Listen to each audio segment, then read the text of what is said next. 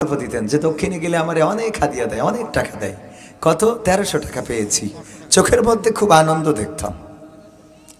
1300 টাকা অনেক বড় অ্যামাউন্ট। আর এখন তার ছেলে 50,000 টাকা ইনকাম করেও এখন সংসার চলে না। আমার আব্বা একবার এক মাহফিলে গেলেন, ঝড় উঠে গেছে।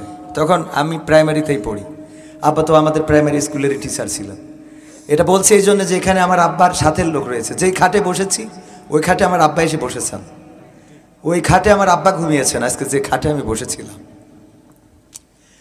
তিনি চাইতেন, তিনি বলতেন যে দক্ষিণ জনপদে যদি কবির যে বলে আমি মাস্টার আব্দুল সামাদের সন্তান, এটুকুই তার জন্য যথেষ্ট হবে। কিন্তু উনি দেখে যেতে পারেননি যে মাস্টার আব্দুল সামাদের সন্তান আজকে দক্ষিণ জনপদ নয়, বাংলাদেশ ছাড়িয়ে বিশ্বের অন্য অন্য দেশেও কথা বলার সুযোগ পেয়েছেন। আল্লাহ করে দিয়েছেন। আল্লাহকে বলি আল্লাহ জান্নাতে দেখা করে, জান্নাতে দেখা করায়। কাবার গিলাফ ধরে আব্বার জন্য দোয়া করেছি। আব্বা স্বপ্ন দেখতেন যে কাবাতে আসবেন, আল্লাহ আসতে পারে নাই। তুমি তার সন্তানকে এনেছো। আল্লাহ তুমি এই কাবার ওসিলায়, তুমি কাবার মালিক, ক্ষমা করে দাও। আমি আমার 2 সন্তানকে এবার নিয়ে গিয়েছিলাম পরিবার সহ। তাদেরকে বললাম আমি কাবার গ্লাভ ধরে কাবার মালিককে বলেছি আমার আব্বাকে যেন ক্ষমা করে দেয়। আমি যেদিন থাকবো না সেদিন তোমরা এসে কাবার মালিকের কাছে বলবো আব্বাকে ক্ষমা করে দাও। আল্লাহ বললেন ইয়া আইয়ুহাল্লাযীনা আমানু কু আনফুসাকুম ওয়া আহলিকুম নার। ও ঈমানদারেরা, তোমরা আগুন থেকে নিজেরা বাঁচো এবং সন্তানদেরকে বাঁচাও। আমার বাবা চেষ্টা করেছেন অন্তত দ্বীনের পথে পরিচালিত করার জন্য। এই জনপদে দাওয়াত নিতে চাই খুবই কম। এটা নিয়েছি তাও আমাদের রুস্তম আলী তাওহিদি ভাই, ওনার মাধ্যমে। আর একটা আছে এই পাশে চাঁদালি ব্রিজের আশেপাশে। কারণ এই জনপদে যখনই আসি আমার আব্বার কষ্টগুলো আমি দেখতে পাই। সেই সময় কিভাবে এই পথে চলতেন কল্পনায় ভেসে ওঠে আমাদের জন্য কত কষ্ট করেছেন। একটা গানের বই বিক্রি করতেন 5 টাকা দিয়ে। আমার আব্বার জীবনের শেষ দিনটা ছিল, আমি মাত্র 20টা টাকা চেয়েছিলাম আব্বার কাছে। আব্বা 10 টাকা দিয়ে বললেন আজকের মাহফিলটা করে এসে বাকি 10 টাকা দেব। এটা ছিল আমার আব্বার জীবনের শেষ দিন এবং আমার সাথে আমার আব্বার শেষ কথা। ভাইয়ের আমার, এই জন্য এই জনপদটা আমার একটু আসতে কষ্ট হয় যে এখানে আসলে আমি ইমোশনাল হয়ে যাই।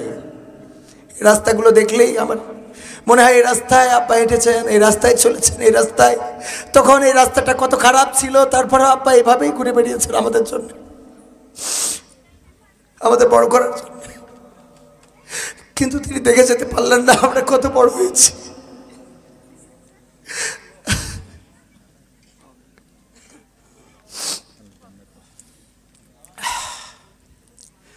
আমার জন্মদিনে সবচেয়ে বেশি খুশি ছিলে তুমি বাবা। কখনো ভাবিনি আমি আমাকে কাঁদিয়ে তুমি এত সকালেই চলে যাবা। কখনো ভাবিনি আমি আমাকে কাঁদিয়ে তুমি এত সকালেই চলে যাবা। হাত ধরে তুমি হাঁটতে শিখাতে, ব্যথা পেলে আমি বুকে তুলে নিতে। হাত ধরে তুমি হাঁটতে শিখাতে, ব্যথা পেলে আমি বুকে তুলে নিতে। কোনো বাইনা করে কাঁদলে আমি তোমার স্নেহের হাতে চোখ মুছে দিতে। আজ তুমি নেই তাই নীরবে কেঁদে যাই। আজ তুমি নেই তাই নীরবে কেঁদে যাই। তোমার স্মৃতি শুধু মনে পড়ে বাবা। কখনো ভাবিনি আমি আমাকে কাঁদিয়ে তুমি এত সকালেই চলে যাবা। তুমি তো ছিলে বাবা বটেরই ছায়া, আদর সোহাগ দিতে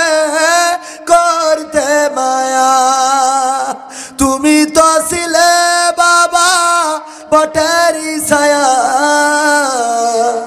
আদর সোহাগ দিতে করতে মায়া তোমারই সম্পদ নষ্ট করেছি কত কখনো বলনি তুমি আমি অপায়া আজ তুমি দূরে দূর বহু দূরে আজ তুমি দূরে দূর বহু দূরে কেমন আছো তা জানি না বাবা কখনো ভাবিনি আমি আমাকে কাঁদিয়ে তুমি এত সকালেই চলে যাবা আমার জন্মদিনে সবচেয়ে বেশি খুশি ছিলে তুমি বাবা কখনো ভাবিনি আমি আমাকে কাঁদিয়ে তুমি এত সকালেই চলে যাবা বাবা গো বাবা বাবা গো ও বাবা। গানটা লিখেছিলাম আমার সন্তান জন্মের পরে, কারণ আমার সন্তান জন্মের সময় বুঝেছিলাম একজন বাবা কত আনন্দিত হয়, একজন বাবা সন্তান হওয়ার আনন্দটা কিভাবে উপভোগ করে এটা বাবা হওয়ার পরে বুঝেছি। মাঝে মাঝে নিজের সন্তানকে আদর করার সময় বাবার স্মৃতি মনে পড়ে। ভাইরা আমার, যাদের বাবা আছে দয়া করে বাবাকে কষ্ট দিবেন না, মনে থাকবে? মাকে কষ্ট দিবেন না। এই সম্পদ হারিয়ে গেলে আর পৃথিবীতে তল্লাশি করে খুঁজে পাবেন না, এই জমিনে খুঁজে পাবেন না। কি হারালেন এটা হারানোর পরে বুঝবেন, কি আছে এটা থাকতে বুঝবেন না। যেই বাড়িতে পেয়ারা হয়, যেই বাড়িতে বড়ই হয়, সেই বাড়িতে দেখবেন পেয়ারা বড়ইয়ের কদর কম। যাদের বাড়িতে পেয়ারা বড়ই নাই তারাই জানে যে এটা টিকিট কিনে খাইতে গেলে কয় টাকা খরচ হয়, ঠিক না ভাই? ঠিক। তো যাদের বাবা আছে তারা হয়তো বুঝবেন না, আমাদের যাদের বাবা নাই তারা বুঝবো। যাই হোক, বাবার স্মৃতিচারণ করাটা এই মাহফিলে ঠিক না, এটা উচিত হয়নি, কারণ আপনারা টাকা দেয় না, আমার আব্বার কথা বলবো কেন, এটা তো ঠিক। লস্কর পশ্চিমপাড়া বাইতুল সালাম জামে মসজিদের উদ্যোগে আয়োজিত 28তম তাফসীরুল কোরআন মাহফিলের শ্রদ্ধাভাজন সভাপতি জনাব আলহাজ মোহাম্মদ নজরুল ইসলাম সর্দার সাহেব, লস্কর বাইতুল সালাম জামে মসজিদের শ্রদ্ধাভাজন সভাপতি। আলোচনা করেছেন জনাব মাওলানা কামরুল ইসলাম সাহেব, হযরত মাওলানা আমিনুর রহমান সিরাজি উস্তাদজি। এছাড়া আলোচনা করেছেন আজকের মাহফিলে, উনি আমার পরে উঠলে ভালো হতো, দূর থেকে এসেছেন বিশিষ্ট ইসলামী চিন্তাবিদ, আন্তর্জাতিক খ্যাতিসম্পন্ন মুফাসসিরে কোরআন হযরত মাওলানা মুফতি সিফাত জামিল সাহেব দামাত বরকাতুহুম। এছাড়া ডানে বামে আরও গণ্যমান্য ব্যক্তিবর্গ আছেন। আমার সামনে উপবিষ্ট দিনদারি মান্দারা মুসলমান ভাই বাবাজিরা, পর্দার অন্তরালে মহিলা প্যান্ডেল ফিল আপ করে দিয়ে ছাপিয়ে গিয়েছে আমার মা বোনেরা, এবং আমি শুনেছি এই জায়গার মাহফিলে হিন্দুরাও সহযোগিতা করেন, এমনকি পার্কিংয়ের দায়িত্বেও থাকে হিন্দুরা। তো হিন্দু ভাইরাও যারা রয়েছেন তাদেরকেও আমরা শুভেচ্ছা জানাচ্ছি, সালাম জানাচ্ছি আমার সকল মুসলিম নরনারীদেরকে। আসসালামু আলাইকুম রহমতুল্লাহি ওয়া বারাকাতুহু। আমরা আল্লাহর শুকরিয়া আদায় করি যে মহান রব দয়া করে মায়া করে আমাদেরকে মানুষ হিসাবে সৃষ্টি করেছেন।